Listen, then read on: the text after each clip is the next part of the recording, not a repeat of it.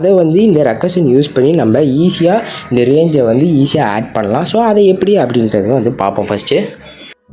So இந்த recursion மெத்தடில் வந்து நான் மொத்தம் 2ஆக பிரிச்சுக்கிறேன். அதாவது வித்தவுட் ரிட்டன் வேல்யூவும் வித் ரிட்டன் வேல்யூ யூஸ் பண்ணி நம்ம எப்படி பண்ணலாம் அப்படின்னு பார்ப்போம். ஃபஸ்ட்டு வந்து நான் வித்தவுட் ரிட்டன் வேல்யூ யூஸ் பண்ணி நம்ம எப்படி பண்ணலாம் அப்படின்றத பார்ப்போம்.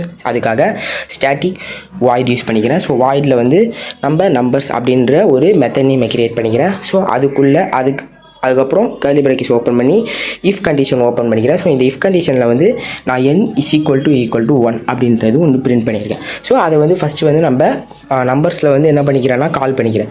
ஸோ இந்த n = 1 அப்படின்னா என்ன அப்படின்றத பார்த்தீங்கன்னா, ஃபார் எக்ஸாம்பிள் நான் 10 அப்படின்ற ஒரு வேல்யூ கொடுக்குறேன்னு பார்த்தீங்கன்னா, ஸோ 10 = 1 அப்படின்றது பார்க்கும். ஸோ 10 = 1 கிடையாது, ஓகேவா? ஸோ அப்போது நம்ம ஒரு பிரிண்ட் ஸ்டேட்மெண்ட் கொடுக்க போகிறோம். ஸோ அந்த பிரிண்ட் ஸ்டேட்மெண்ட்டில் என்ன வரணும் அப்படின்னு பார்த்தீங்கன்னா 10